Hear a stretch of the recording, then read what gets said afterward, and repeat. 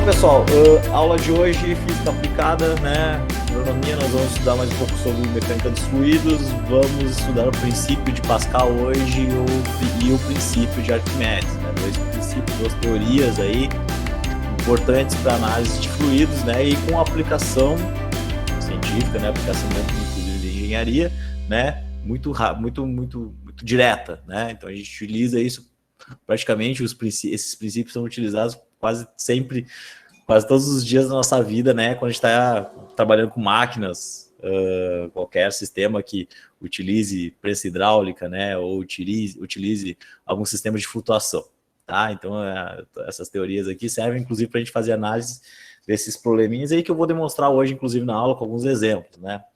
Bom, como toda aula eu começo, pessoal, eu vou começar fazendo uma pequena revisão dos conceitos. Eu acho importante, porque às vezes a gente fica uma semana sem nos ver, né? Às vezes vocês fazem atividade no mesmo dia, né? E depois não tocam mais os cadernos. Então, para a gente dar uma revisadinha, lembrar de algumas coisas que nós já estudamos, né? E que possivelmente vão aparecer na aula de hoje. Então, na primeira aula nós falamos sobre densidade, né? E deixa eu pegar minha caneta aqui. Opa! Aqui, pronto. Então, nossa primeira aula, nós falamos sobre densidade e massa específica, né? Densidade e massa específica, que é uma característica, né, específica. Pessoal, tem gente tentando entrar na aula. Se vocês puderem, vocês avisam que eu que tenho que entrar com o e-mail do Instituto, né? Senão não consegue acesso. Densidade e massa específica, então a gente observou que a densidade ela tem a ver com a massa do corpo sobre o volume que ele ocupa, né? Passando rapidamente, né, sobre essas questões aqui. A massa específica ela tem a ver com a massa da substância que eu estou trabalhando, né? Em função do volume. Então as características delas, as propriedades, são muito parecidas, mas a densidade eu falo quando nós temos um corpo, a massa específica quando eu tenho uma substância, uma determinada substância para ser analisada, certo? A gente também estudou o conceito de pressão, e o conceito de pressão ele tem a ver com força por unidade de área, né? Então a gente viu que força por unidade de área é Newton por metro quadrado, que na unidade padrão que nós utilizamos é o Pascal, certo? A gente observou que temos outros tipos de unidades, que é importante que vocês também tenham esse conhecimento dessas outras unidades, né? Que é o ATM, que também é o PSI. Então, são todas unidades de pressão que nas últimas aulas eu falei mais especificadamente sobre essas unidades e que elas também têm equivalência com Pascal, né? O Pascal é o Sistema Internacional de Medidas. Então, geralmente, é importante a gente trabalhar com o Sistema Internacional de Medidas para que eu tenha uma padronização, certo? Eu sei que quando tu vai encher o pneu do teu carro lá no posto de gasolina, tu vai encher em PSI, né? Ou tu vai trabalhar aqui com um barômetro, né?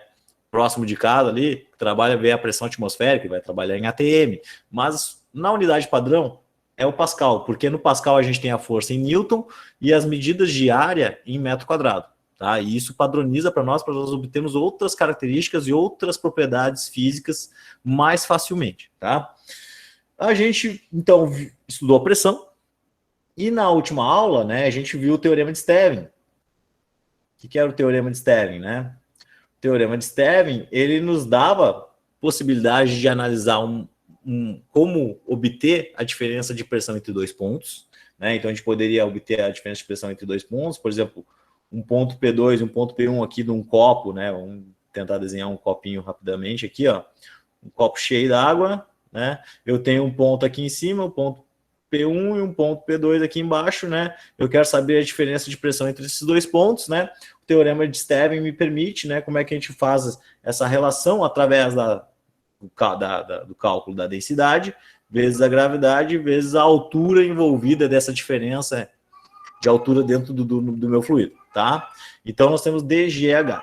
Eu também poderia calcular a pressão em um ponto bem específico do meu fluido, tá? Então, por exemplo, se eu quisesse aqui em uma outra situação calcular a pressão no fundo do meu pote aqui, né? No fundo desse pote aqui, lá no fundo, em um ponto P, né? Eu poderia obter a pressão a partir da mesma relação DGH, mas dessa vez eu teria que adicionar a pressão atmosférica, né? Porque eu quero saber a pressão total que está agindo lá no fundo desse meu copo.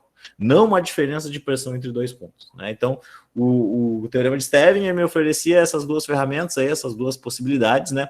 Mas fica claro que quando nós estamos falando em líquidos, né, nós temos que analisar a densidade dele, certo? Nós temos que ter esse dado da densidade, nós temos que ter a gravidade, a aceleração da gravidade ela é importante nessa análise aí da pressão que está sendo envolvida, e a altura de coluna de líquido que eu tenho, certo? Obviamente, quanto maior a coluna de líquido, maior vai ser a pressão lá no fundo, né? Então, por isso que grandes pressões no mar, né? Quer dizer, grandes profundidades no mar, ou numa lagoa, num rio, etc., no fundo vai ter mais pressão do que na borda, né? Porque nós temos aí uma coluna de líquido envolvida que vai estar exercendo uma força sobre ti, tá? Nós também estudamos essa questão aqui dos vasos comunicantes, né? Vasos comunicantes, que a gente observou que nós podemos fazer análise, né, para descobrir, por exemplo, a densidade de um material que a gente não conhece, utilizando também o princípio de Stevin, né, utilizando o teorema de Stevin. A gente vai utilizar a mesma relação, só que aqui que nós temos, né, se nós temos dois líquidos, um líquido A e um líquido B em equilíbrio, né, significa que nós temos a mesma pressão na direita, na esquerda aqui, meu Deus do céu, né? Pressão na esquerda e a pressão na direita, certo? A pressão na esquerda é igual à pressão na direita, beleza? Então, porque se o meu sistema está em equilíbrio, paradinho, lembrando disso, né? E calcular a pressão em um líquido, a gente sabe, né? A gente sabe que nós temos que considerar a pressão atmosférica, porque esse tubo está aberto, né? Mais a densidade vezes G vezes a altura da coluna de líquido, que é igual à pressão atmosférica também nesse lado, porque esse lado aqui também está aberto, né? Mais a densidade desse outro líquido, vou chamar líquido 2 aqui, altura e altura 2 que esse líquido ocupa. A gente observou que essa equação aqui ela pode ser simplificada e a gente fica com uma relação aqui, ó, de densidade vezes H desse líquido A aqui. Então, deixa eu mudar a nomenclatura um pouco, né? Que aqui está A e B. Aqui eu vou botar B e B também para ficar bonitinho, né? E que vai ser igual a densidade do líquido B vezes a altura da coluna B. Então, se eu quero descobrir a densidade, quero saber que substância eu tenho, né? É líquida, né? E eu posso utilizar o sistema de vasos comunicantes para descobrir a densidade e então vou lá numa tabela lá no Google, né, e descubro que substância eu tenho. Uma maneira fácil da gente descobrir aí é utilizando essas relações de vasos comunicantes e o teorema de Stevin, tá? Bom, na aula de hoje, finalmente vamos para a aula de hoje, tá? Nós vamos estudar primeiramente o princípio de Pascal, tá? E o princípio de Pascal é muito simples. É tranquilo de vocês entenderem, vocês não vão ter dificuldades, acredito eu, de entendimento desse princípio, tá? Basicamente, o que ele diz? Ele diz assim, ó, que se eu aplicar, imagine que eu tenho aqui um sistema sistema aqui, como é que eu posso chamar isso? Aqui é um vaso comunicante também, né? É um vaso comunicante, só que nós temos um êmbolo ali, um êmbolo que pode se deslocar para cima e para baixo, certo? Isso aqui também é o que nós chamamos de prensa hidráulica. Por que ela é uma prensa hidráulica? Diferentemente lá dos vasos comunicantes, essa prensa hidráulica aqui ela tem diferentes áreas, né? Nesse lado A aqui, posso chamar de lado A, a área que nós temos envolvida aqui, ó, deste êmbolo, ela tem um tamanho menor do que do lado B, certo? E isso é feito propositalmente, né? Não é feito aleatoriamente, é proposital. Por quê? Se conhece o princípio de Pascal e sabe-se que a pressão aplicada nessa coluna de líquido, nessa região aqui, se o líquido é o mesmo, né? O líquido deve ser o mesmo. O produto que está ali tem que ser o mesmo nessas duas extremidades. Se eu aplicar uma pressão aqui neste líquido, nessa região, essa pressão se distribui uniformemente em todos os pontos desse líquido, em todas as regiões. Então, se eu aplico uma pressão aqui, ó, vamos supor um valor aqui, valor aleatório, tá? De 10 pascais aqui, desse lado, certo? Eu tenho certeza que desse outro lado aqui vai estar sendo exercida uma pressão também de 10 pascais. Porque essa pressão ela se distribui uniformemente em todas as regiões. E aí a gente vai ter que lembrar das questões de definição de pressão. Que pressão é força sobre área. Beleza? Tranquilo? Então, se eu tenho pressão que é força sobre área, se eu tenho uma área muito pequena aqui, muito pequena, né? Pressão e área são inversamente proporcionais. Eu posso gerar uma pressão bem grande com uma força, uma determinada força, porque são grandezas inversamente proporcionais. Se eu tenho uma situação onde a área é grande, a pressão lá exercida, né? Ela pode ser pequena. Só que aqui, nesse meu sisteminha aqui, não vai ser a pressão que vai variar. Quem vai variar é a força aplicada, certo? Quando eu estou modificando as áreas envolvidas e a pressão é a mesma nos dois lados, quem vai se modificar é a força, certo? Então, por isso que eu aplico uma força muito pequena lá numa região de área pequena. Eu posso aplicar uma forcinha aqui pequenininha, uma força F1 aqui, ó, nessa região, e isso pode resultar numa força muito grande, monstruosa lá no outro lado, dependendo da área que nós temos. Tá? Então, o princípio de Pascal, ó, qual é o grande lance? As pressões dos dois lados são iguais. E, por definição, a força por área 1 vai ser igual, então, à força do lado 2 sobre a área 2, certo? Então, essa é a relação que nós temos do princípio de Pascal, certo? Essa igualdade entre a ação de forças que estão envolvidas e áreas desse meu sistema hidráulico. Óbvio que se eu colocar aqui áreas iguais, se eu aplicar uma força de 4 newtons de um lado, qual é a força que vai ser gerada do outro lado? Newtons, né?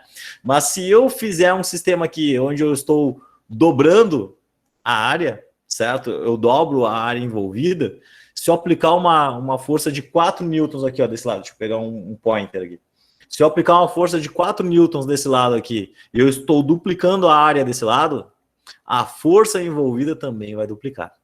Então, se eu aplico uma força de 4 newtons aqui, a força resultante desse outro lado aqui vai ser de 8 newtons. Eu estou duplicando a força porque eu dupliquei a área também. Certo? Beleza? Então, essa equaçãozinha aqui, ela nos dá a ideia sobre essa relação que nós temos, que é envolvida e utilizada, por exemplo, numa prensa hidráulica, num elevador hidráulica, numa direção hidráulica, num freio que usa sistema hidráulico, qualquer um que tem um líquido envolvido, né? E sistemas de engrenagem, como a gente posso chamar de êmbolo ali, né? Que aumentam ou diminuem as áreas, nós temos essas relações de forças envolvidas. É por isso que é muito fácil eu apertar o freio lá do carro e utilizar uma força muito pequena, e ele utiliza uma força muito grande, muito maior que o peso do meu pé ali, para frear a roda do carro, né? Beleza, gente? Tranquilo? Mas a gente pode também analisar o princípio de Pascal aqui, ó, pegando uma situaçãozinha diferente, né? Através das relações de deslocamento do êmbolo aqui envolvidas, né? Então aqui eu tenho um êmbolo e vocês observam, né, que quando eu aplico uma força F1 aqui, nós temos um deslocamento bem grande, certo? Mas isso, devido à área aqui ser maior, eu vou ocasionar um deslocamento muito pequeno. Como é que a gente chega nessas relações aí? Tá? Então vamos pegar aqui. Pegar uma caneta. Nós temos então a relação o princípio de Pascal, né? O princípio de Pascal diz que a força no lado 1 é igual sobre a área 1 é igual a força no lado 2 sobre a área 2.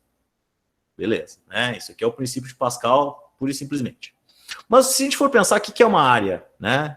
A gente tem um deslocamento aqui, que é uma altura, que é uma relação unidimensional, distância, certo? A distância percorrida ali, para eu baixar esse êmbolo para baixo, né? Que vai ocasionar também uma elevação do outro lado, certo? Então eu quero deixar a minha equação em termos dessas distâncias aí, certo? Como é que eu faço para isso aparecer? Aí eu vou ter que lembrar que uma área, ela é a mesma coisa que um volume por distância. Vou botar aqui distância 1, tá? Volume é metro cúbico. Se eu dividir por metro, eu tenho metro quadrado, né? Olha só, metro cúbico aqui, que é um volume, dividido por 1 metro, eu vou ter como resultado a área, que é metro quadrado. Então, tá dimensionalmente, tá tudo certo aqui com essa relação que eu tô direcionando aqui para vocês, tá? Então, olha só, gente, se eu considerar que a área 2 envolvida, nós teremos um volume também, em metro cúbico, divididos o deslocamento na parte 2, que também é dado em metros, eu vou ter a mesma relação de metro quadrado aqui, tudo certo, tudo bonito. O que eu vou fazer? Eu vou utilizar essa relação de volume por distância na equação do princípio de Pascal, certo? Para a gente ficar bem claro ali que vai aparecer as distâncias envolvidas. Então, não só não necessariamente eu vou precisar das áreas, mas eu posso utilizar os deslocamentos para obter as relações de força, certo? Então, essa é o princípio que eu vou utilizar para ter uma outra alternativa de cálculo de análise das forças de uma prensa hidráulica, tá? Então, beleza, nós temos a área 1, a área 2 aqui, que são volume por deslocamento, e aí vem um detalhe muito importante, tá, gente? Detalhe muito importante.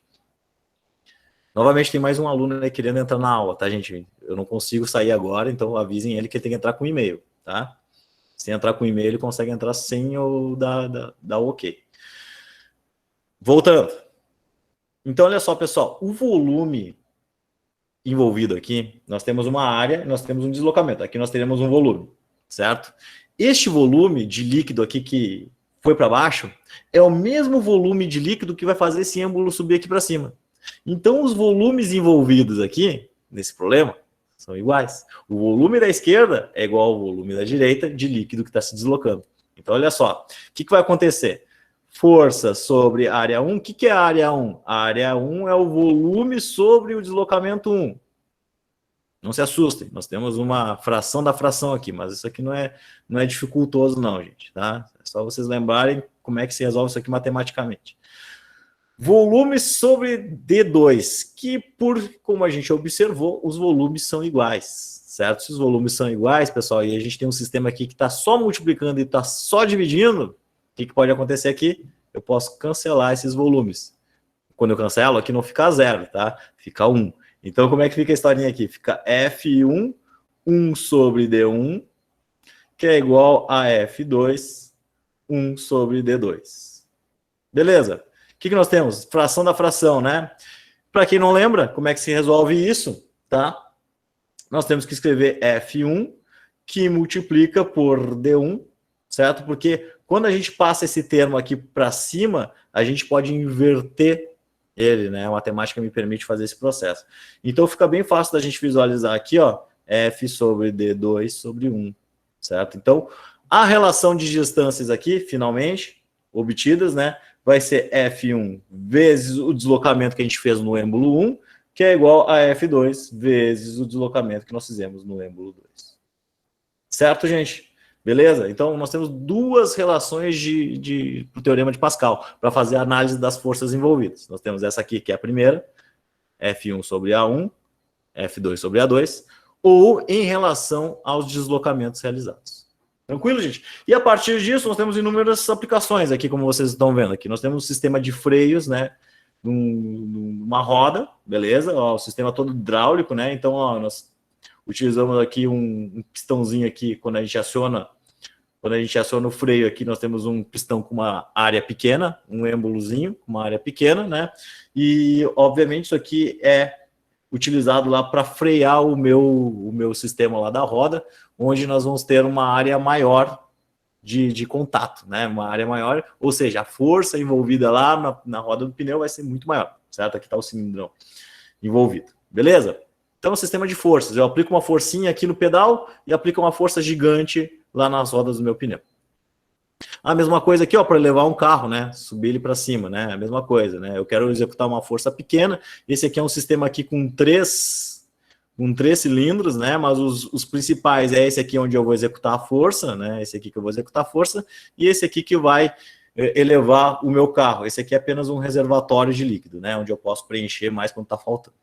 Beleza, gente? Essa é a ideia, tá? E tem, obviamente, sistemas de válvulas ali que eu posso abrir e fechar e aumentar a quantidade de líquido ou diminuir a quantidade de líquido. Viu, mas fala. Esse reservatório não é para voltar o líquido para descer o carro? Sim, sim. É, isso aí mesmo. Beleza, ó. Tem até aqui ó, uma chavezinha, inclusive, que é para isso, né? A gente abre ela aqui e a gente pode descer o carro mais facilmente. Isso aí, perfeito. Beleza, gente. Seguindo. Vamos fazer um exercíciozinho aqui para ver como é que fica essa história, tá? Então, aqui nós temos um elevador hidráulico de um posto de automóveis, igualzinho do desenho anterior, né? É acionado mediante um cilindro de área de 3 vezes 10 na menos 5 metros quadrados. Beleza? Esse aqui é o cilindro da parte esquerda. Se eu fosse desenhar, então seria um negocinho assim, certo? E aqui nós temos no outro lado um cilindro maior ainda, certo? Que é onde vai ser elevado o meu carro. Perfeito? Tranquilo. Então, nós temos aqui um cilindro com líquido, aqui um com líquido, aqui nós temos um êmbolo, né? Os êmbolos que vão fazer esse trabalho de elevar e subir. Aqui nós temos a área 1, aqui nós temos a área 2, certo? Eu gosto, pessoal, de toda vez que eu vou pegar um exercício de física, fazer um desenho para a gente observar o que está acontecendo. Fica mais fácil de visualização e mais fácil de entender o que está acontecendo e qual equação eu utilizar. tá? Então, olha só, o automóvel que eu vou elevar, ele tem este peso aqui. Ele tem essa massa, né, na verdade. Vocês já estudaram com o professor Michel, sabe que o conceito de peso na física é um pouco diferente, né? O conceito de peso na física é uma força. E o que nós estamos envolvidos ali quando nós falamos de... A internet do senhor tá travando. A minha internet está travando? Alguém me confirma isso? Pra mim tá normal, não sei. Depois, olha só, se tiver travando para ti, possivelmente na gravação vai ficar ok, tá? Eu acredito que como aqui eu utilizo o cabo, é mais difícil de travar um pouco. Mas qualquer coisa pega na videoaula gravada lá e possivelmente vai estar sem trava. Eu até verifico se tiver meio travado, eu refaço a parte que está travada e posto lá. Tá, gente? Eu tô assistindo no computador e no celular. No computador dá uma travada, mas no celular tá rodando normal. Então tá, depende do que está conectado. Beleza, gente, tá? Eu vou ver. Se estiver travado lá, essa parte que travar na gravação, eu refaço. Tá, gente? Vamos lá. Então, o carro que eu quero elevar, ele tem uma massa de 3.000 quilos, né? 3 vezes 10 na 3, a massa de 3 vezes 10 na 3, quilos é 3.000 quilos, né? Nós temos base 10 na 3 positiva, isso aqui significa 3.000 quilos. E aí a gente sabe que eu estou trabalhando com forças quando eu falo no princípio de Pascal. Então eu tenho que considerar que é a força-peso que está atuando ali que eu vou ter que erguer, a força-peso do meu carro que eu vou ter que utilizar para erguer ele. Então a força-peso, vocês lembram com o professor Michel, que isso aqui é massa vezes gravidade. Onde G, se eu não falo nenhum... aqui nesse exercício ele dá, ó. O G vale 10 metros por segundo ao quadrado. Então, o G vale 10 metros por segundo ao quadrado. Então, minha força-peso vai ser 3.000 vezes 10, ou seja, 3.000 newtons. Então, o meu sistema ele tem que fazer 3.000 newtons de força, tá? Para erguer o meu sistema aqui. Tranquilo, gente? Qual é as áreas que nós temos envolvidas? A área do cilindrinho, 3 vezes 10 na menos 5 metros quadrados, já está na unidade padrão. E do cilindro grande, 6 vezes 10 na menos 3 metros quadrados. Então, a gente só precisa aqui montar o meu problema. E para montar ele, vai ser o quê? Força sobre área 1, força 2 sobre área 2. A força sobre área 1 é a força que eu vou ter que aplicar, né? Que está do lado esquerdo aqui, ó. A força que eu vou aplicar desse lado, que vai fazer erguer meu carro desse outro lado aqui. Então, a força 1 é que eu quero descobrir. A área 1 é 3 vezes 10 na menos 5, que é igual à força 2, que eu já calculei, que é o peso do carro, né? 3.000 newtons. 3.000 sobre 6 vezes 10 na menos 3. 6 vezes 10 na menos 3 metros quadrados, está tudo certo, as unidades aqui, tudo padrão, não preciso fazer nenhuma mudança de unidade.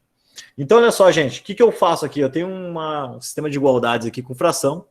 Eu, basicamente, para resolver isso aqui, eu posso pegar esse 3 vezes 10 na 5 e passar para o outro lado aqui, ó, multiplicando, né? Que aí eu isolo o F1 do lado da igualdade, que é o que eu quero descobrir, né? Eu preciso isolar ele para descobrir ele. Então, como é que fica? F1 vai ser igual a 3.000 vezes 3 vezes 10 na menos 5 sobre esse 6 vezes 10 na menos 3. Beleza. Só pegar a calculadora, né? Fazer um pouco de base 10, lembrando que para fazer a base 10 eu tenho achar a teclinha EXP aí na calculadora de vocês, tá? Então, olha só, nós temos 3.000, digita 3.000 aí, faz 3 EXP, tem que achar a teclinha EXP, que ela já dá a base 10. Clicou nela, tem que botar a base 10 agora, menos 5. Coloca menos 5. Dá o igual, o meu resultado aqui deu 0,09. Já posso pegar esse resultado aqui e dividir pelo 6 vezes 10 na menos 3. Então, já vou dividir aqui, ó. Divide por 6 expoente EXP na menos 3. Isso aqui dá 15. Então, a força que eu preciso aplicar, olha só, gente, de 15 newtons. Eu aplico uma força de 15 newtons e lá do outro lado ele gerou 3.000 newtons. Né? Ele aumentou em uma quantidade, né, essa força aqui para erguer o carro. Né? Então, tudo certo aqui. Obviamente que a força desse lado aqui deveria ser menor. Na letra B, então essa aqui é a resposta da letra A, né, gente? Letra A. Na letra B, ele pergunta o deslocamento que teoricamente deve ter o êmbolo menor para elevar 10 centímetros do automóvel. Então eu quero elevar 10 centímetros do automóvel. pouca coisa, né? Qual é o deslocamento que eu tenho que fazer lá do outro lado para erguer o carro em 10 centímetros? Vamos lembrar da equação. Olha só, a equação que leva em conta os deslocamentos é essa aqui, beleza? Então vamos lá, F1 vezes D1, que é igual a F2 vezes D2. Perfeito, tá aí. As forças nós já conhecemos, nós já sabemos que eu apliquei 15 newtons de força para erguer esse carro aqui, né? Eu preciso de 15 newtons de força para erguer ele. O deslocamento aqui foi de quanto? É o que eu quero descobrir, né? A F2 é 3.000 newtons e eu quero erguer esse cara em 10 centímetros, tá? Poderia deixar em 10 centímetros? Neste caso, poderia. Porque aí a tua resposta do D1 vai ser em centímetros também. Se tu tem dúvida, se tu pode ou não deixar em centímetros, passa para a unidade padrão. Qual é a unidade padrão? 1 metro. Eu aqui, como a gente às vezes tem exercício que tu não pode utilizar centímetros, né? Vamos utilizar sempre o padrão. O padrão aqui, ó, de D2 é o metro. Então vai ser 0,1 metro, tá? Mas, obviamente, se tu fizesse aqui em centímetros, daria o mesmo resultado sem problema nenhum. Mas se tu tem dúvida, né, utilizamos o padrão na física. Então, 3.000 vezes 0,1, isso aqui é 300, né? Só para confirmar aqui. 300. 300 sobre 15, ó, 300, né? Agora, esse 15 que está multiplicando, ele passa dividindo. Então, o deslocamento lá no êmbolo da esquerda vai ser quanto? 20. 20 metros. Bala puxa. Eu tenho que fazer um deslocamento de 20 metros nesse negócio para andar 1 centímetro aqui, tá? Lembrando que eu passei para metros aqueles 10 centímetros, tá, gente? Por isso que a resposta aqui tem que ser dada em metros. Beleza? Tranquilo. Show. Perfeito, gente? Seguimos. Esse é o princípio de Pascal. É isso. Não tem mais o que fazer, tá? É difícil até de achar exercício. Fala. Como assim, tipo, 20 metros de abaixar o bagulho? Isso, eu vou ter que abaixar, fazer um deslocamento de 20 metros para gerar um deslocamento de 10 centímetros do outro lado. Óbvio que isso aqui é um exercício e possivelmente esteja fora da realidade. Mas utilizando os dados que são fornecidos aqui, este é o resultado. Tá? Ah, bom, beleza. Beleza? É que às vezes, né, a gente não quer dizer que ele vai sair, enfim, teria que ter 20 metros de profundidade, seria impossível, né? A gente concorda com isso. Bom, enfim, seguindo aqui, gente, vamos falar do princípio de Arquimedes agora, tá? Falamos do princípio de Arquimedes, quer dizer, terminamos o princípio de Pascal, que é aquilo lá, né? Vamos falar agora do princípio de Arquimedes, e depois do princípio de Arquimedes, aí finalizamos a nossa aula de hoje, bem tranquilo. O princípio de Arquimedes, a gente precisa contar uma historinha antes, né, de como ele se descobriu, como é que se formalizou a teoria. Então aqui nós temos uma pequena historinha, que eu vou recitar para vocês, aqui o rei Hierão de Siracusa, sei lá onde fica isso, mandou fazer uma coroa de ouro, tá? E para isso forneceu um metal a um ourives. O ourives é quem fazia as coroas na época, acredito eu, né? Ele deveria utilizar todo o ouro.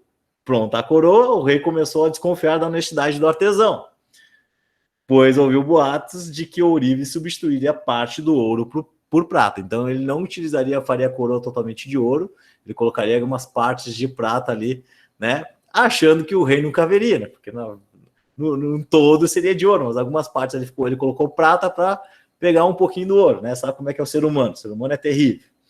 Foi então que o rei encarregou Arquimedes, esse grande cientista da época, né, de descobrir se a coroa tinha mesmo prata na sua composição. Porém, ele não poderia destruir a coroa, porque seria muito fácil derreter ela e ver se tinha prata e se tinha ouro. Esse seria o caminho mais fácil. Então, como ele não poderia destruir a coroa, né, o que o Arquimedes ficou fazendo? Ficou pensando, né? Então, o Arquimedes foi o seguinte: ele sabia que para os objetos de mesmo volume, feitos de ouro ou de prata, o objeto de ouro pesa mais. Bom, ele sabe, isso aí já é um conhecimento da densidade, né? Que a densidade do ouro é muito maior do que da prata. Então, se tu fizer um objeto de ouro e fizer um objeto de prata, o objeto do mesmo tamanho, com o mesmo volume, o objeto de ouro tem que pesar mais, tem que ter mais massa, certo? Por causa que a densidade dele é maior. A densidade de um corpo é a relação entre a massa, peso, né, e o volume, dada pela relação aqui. Isso aqui a gente já sabe, né? Arquimedes, então, mergulhou a coroa do rei na água e mediu o volume deslocado. E aí que está o grande pulo dele, que vem a palavrinha, inclusive, aqui, eureka, né? Que a gente muitas vezes dá para cientistas quando eles descobrem alguma coisa. que o Arquimedes percebeu? Ele percebeu que quando ele entrava numa banheira para se banhar, né, o deslocamento da água que rolava na banheira, quando ele entrava, seu corpo inteiro, esse deslocamento da água era, esse volume deslocado de água, era igual o volume do corpo dele. Então, se ele entrava inteiramente para dentro da água, o volume de água que levantava, que subia, era igual o volume do corpo dele. Essa foi a sacada do Arquimedes. E essa foi a sacada que proporcionou a gente a desenvolver o teorema do Arquimedes. Eu já vou dizer para vocês o que aconteceu lá com o teste. Inclusive, a gente vai fazer as contas, né? Para saber se aquele Urives foi decapitado ou não por enganar o rei, tá? Então, essa é a história. Beleza? Ele mergulhou a coroa na água e foi observar o que aconteceu. O que acontece, gente? Quando nós temos aqui, isso aqui é um dinamômetro, é um sistema que mede força, certo? Isso aqui serve para medir força. Conforme o deslocamento ali da molinha que tem dentro, né, ele vai analisar a quantidade de forças que está envolvida aqui. O que acontece, né? Quanto mais para baixo aqui, no caso desse dinamômetro, maior a força. O que esse dinamômetro está medindo? Ele está medindo a força-peso da coroa, perfeito? Quando é mergulhada na água, esse negócio aqui, quando ele é mergulhado na água, o que acontece, né? A força marcada pelo dinamômetro, ela diminui. Aqui a força diminui. Por que isso acontece? Porque agora vai aparecer uma nova força envolvida dentro dos fluidos, que só aparece em fluidos. O ar é um fluido? O ar é um fluido, né? Gases são fluidos? Gases são fluidos. Mas essa força em gases ela é muito menor que em líquidos, certo? Então, por isso que o Arquimedes mergulhou em um líquido, pode ser uma densidade conhecida, como a água, né? E ele verificou que houve um volume de líquido deslocado que seria igual ao volume da coroa. Olhem só a sacada dele. Ele mergulhou a coroa dentro de um líquido, verificou a quantidade de volume de líquido deslocado. Como ele sabe que esse volume deslocado é igual ao volume da coroa, ele vai lá e pesa, né? Utiliza uma balança para calcular a massa dessa coroa. E daí, gente, o que ele obtém? Ele obtém a densidade da coroa. A densidade da substância que compõe aquela coroa. Se a densidade dessa coroa for diferente da densidade do ouro, é sinal que o Ourives enganou o rei, tá? Essa é a brincadeira, essa é a história do negócio, tá? Essa é a sacada do Arquimedes para resolver esse problema. Então, olha só, o princípio de Arquimedes afirma que quando um corpo está parcial ou completamente imerso em um fluido, o fluido exerce sobre o corpo uma força de baixo para cima, igual ao peso do volume de fluido deslocado pelo corpo. Então, essa força aqui que está com esse símbolo de B, e eu não vou usar o símbolo de B, mas vocês sabem que em livros também vai aparecer, pode aparecer isso, eu vou usar o símbolo de E, de empuxo. Então, tanto B como E em livros, para nós pode ser o empuxo. Então, essa força que um fluido faz verticalmente para cima, né, como se estivesse empurrando o objeto para cima, é o que nós chamamos de empuxo, tá? Beleza? O que acontece? Né? Todo o sólido... então vamos começar a chegar na equação do empuxo, tá? Vamos começar a pensar na equação do empuxo. Todo corpo sólido mergulhado no fluido em equilíbrio recebe uma força na direção vertical e sentido para baixo, né?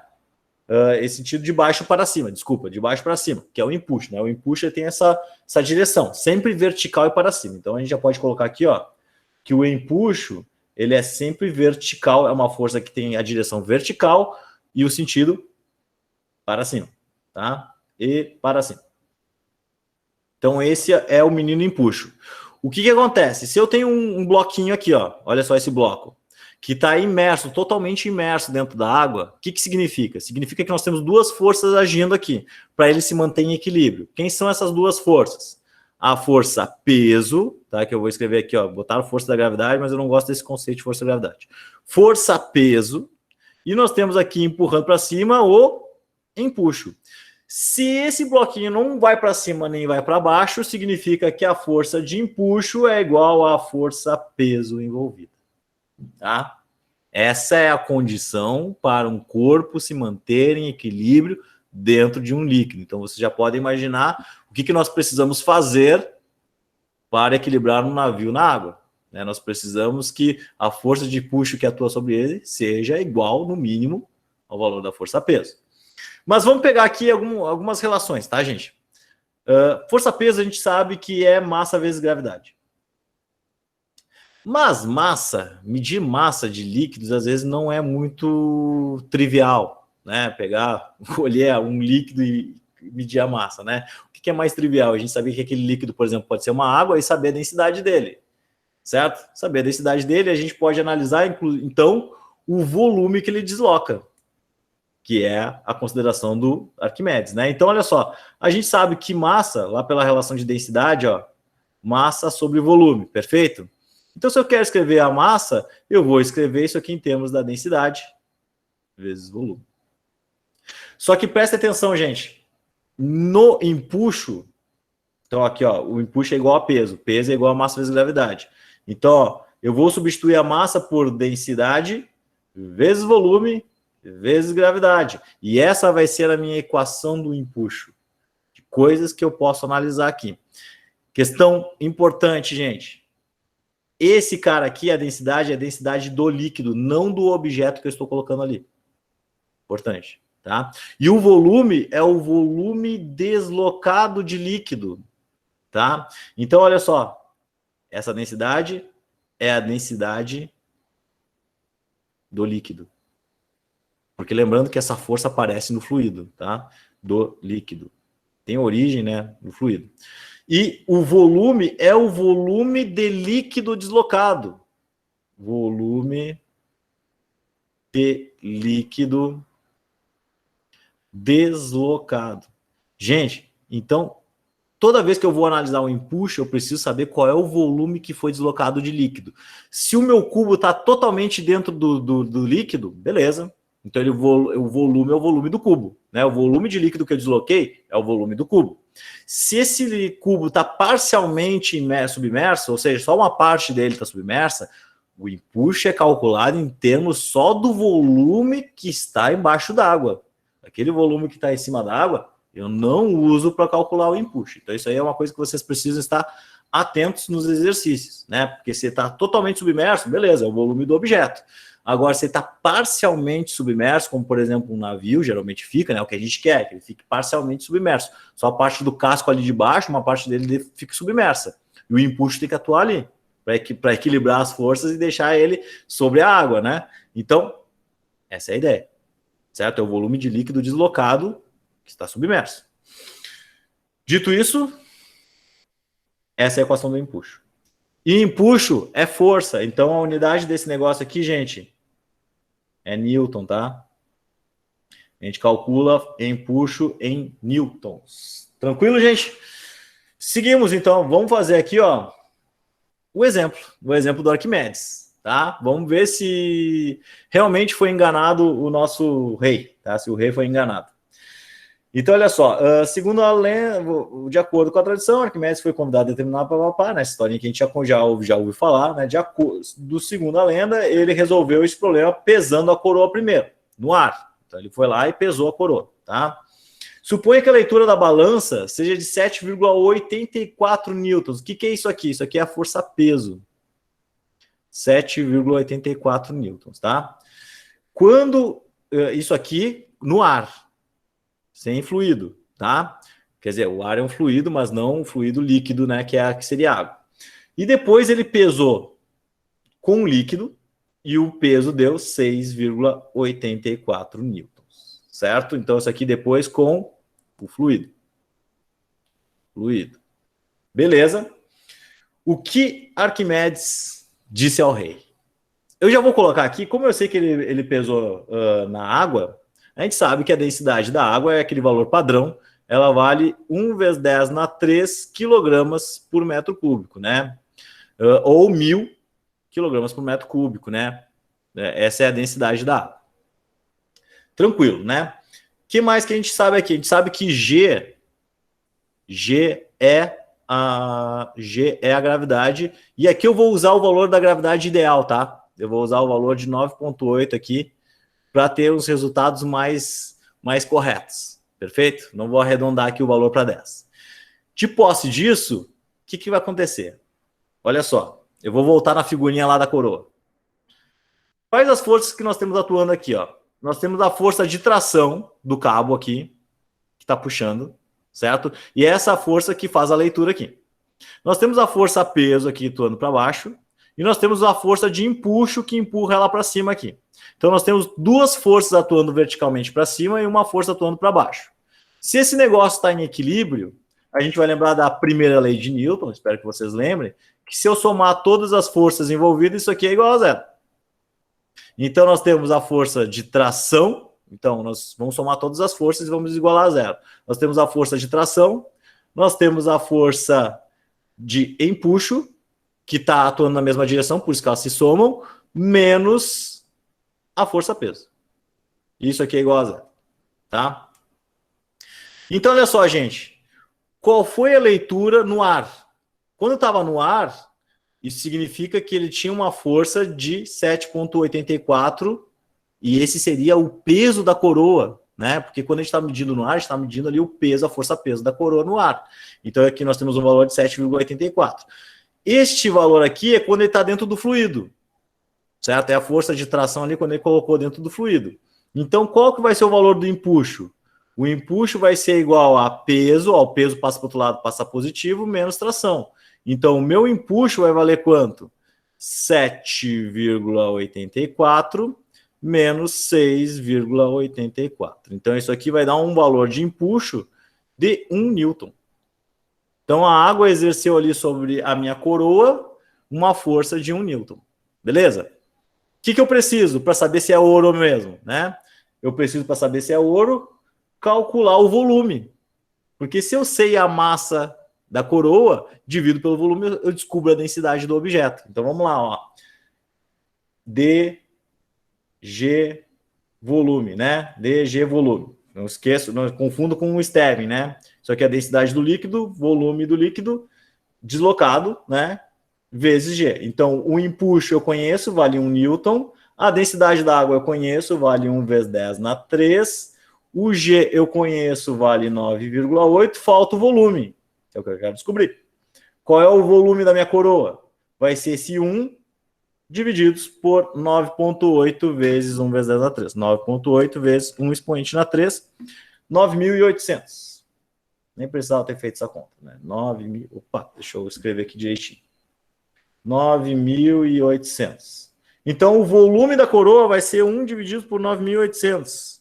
Isso aqui dá, olha só, dá um valor de 102. Faz aí na calculadora comigo, confere comigo no replay aí. 102,04, aperta a tecla ENG, que ela já te arredonda na base 10, vezes 10 na menos 6 metros cúbicos. Esse é o volume da coroa. Tá? Beleza. Quase pronto. Né? Porque agora eu preciso saber a densidade dessa coroa. Se ela for a mesma densidade do ouro, tudo certo, a coroa é de ouro. Né? Se for diferente da densidade do ouro, ferrou. Né? O Ourives vai morrer porque o rei vai decapitar ele. Eu preciso saber a massa da coroa. Mas, gente, eu tenho peso, né? Se eu tenho peso, peso é massa vezes gravidade, perfeito? Eu posso descobrir a massa. Então, olha só. Se o peso vale 7,84, a massa vezes 9,8. Então, quanto que vale a massa dessa coroa? Vamos ver aqui, ó. 7,84 divididos por 9,8. Isso aqui dá 0,800. Quase 1 quilo. 0,8 quilogramas. Beleza?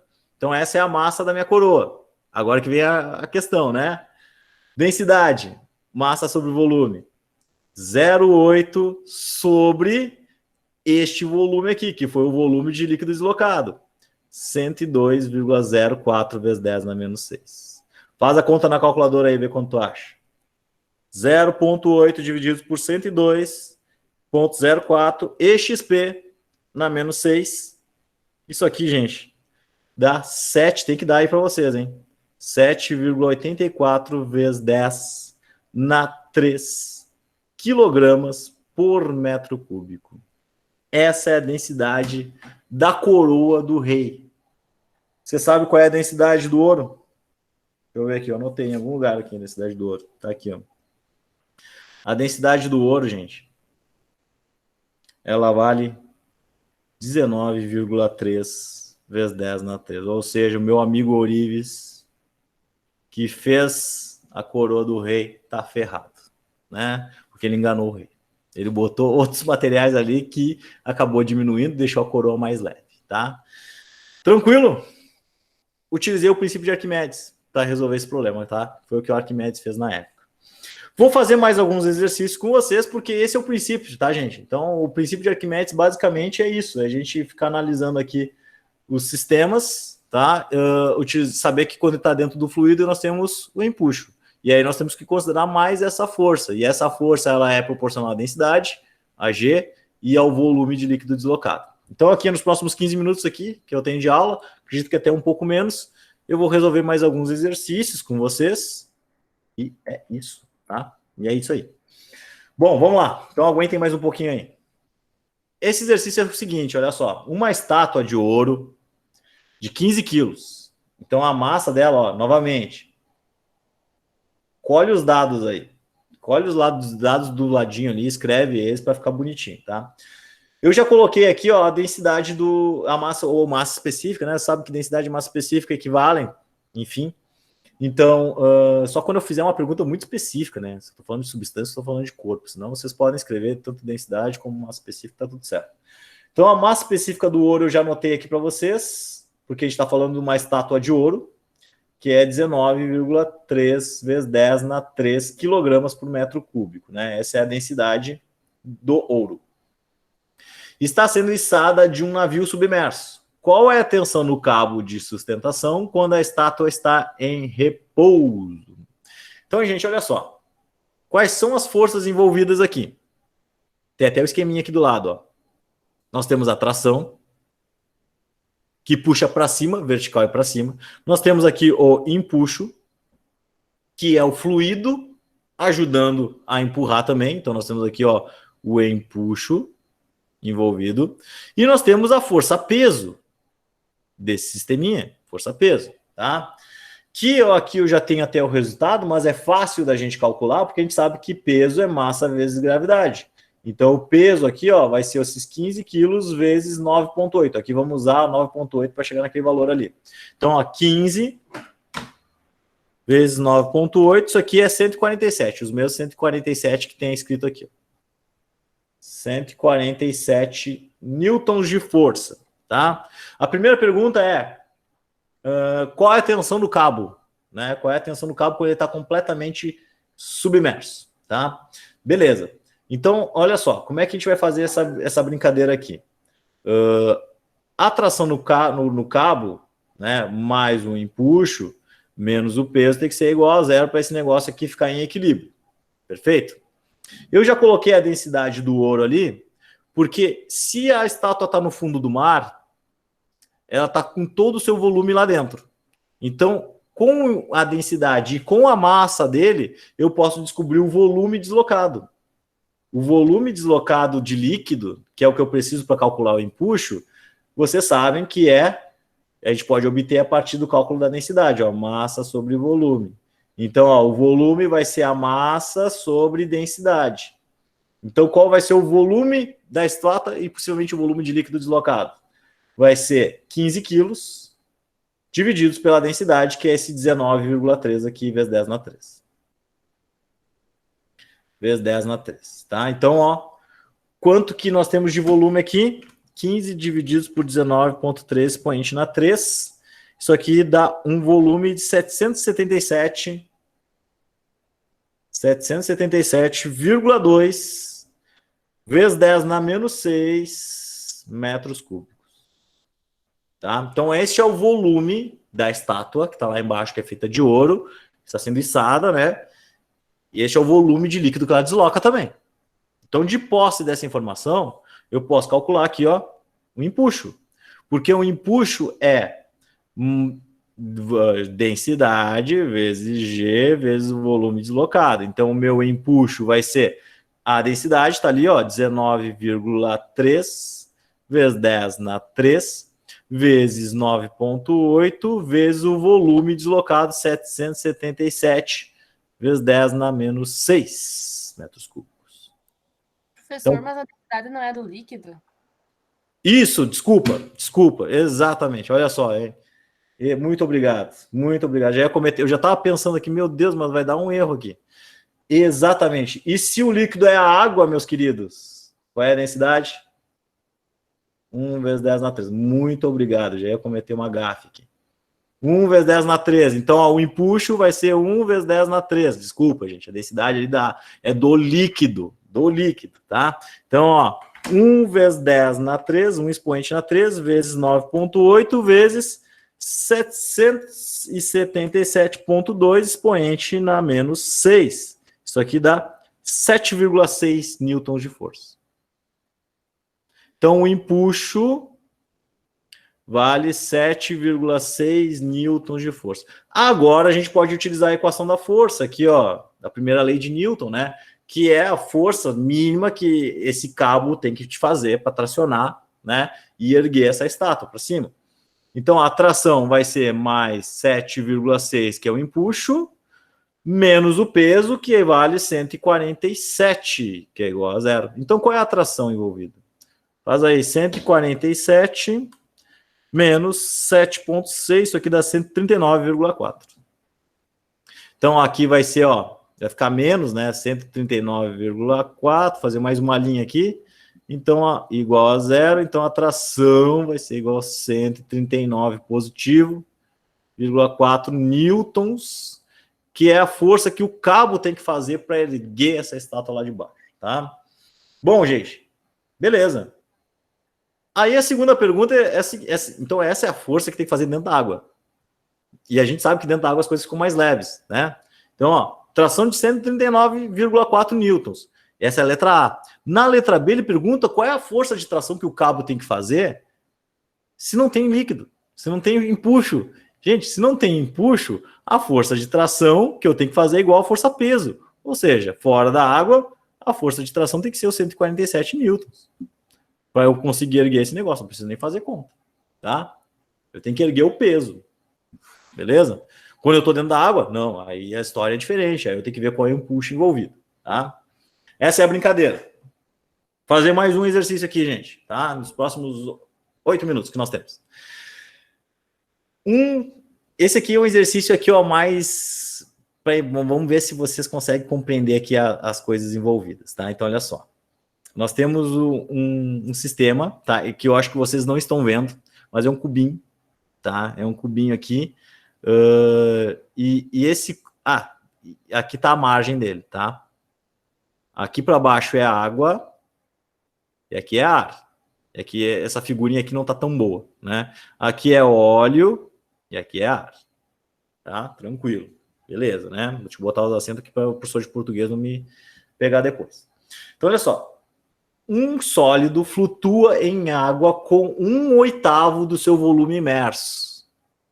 1/8 do volume imerso, beleza? Então, olha só, o volume deslocado de água, quando nós temos aqui na água, quando nós estamos na água, o volume deslocado é 1/8 do volume dele. Que ele não dá essa informação. Ele não me diz qual é a informação do volume do cubo, tá? O mesmo corpo, no óleo, o volume dele deslocado no óleo é de 1/6 do seu volume. Ele mergulha mais dentro do óleo, tá? Mergulha mais. Determine a relação entre a densidade do óleo e a densidade da água. O que esse exercício está pedindo? Ele está pedindo uma relação entre a densidade do óleo e a densidade da água. É isso que ele está perguntando.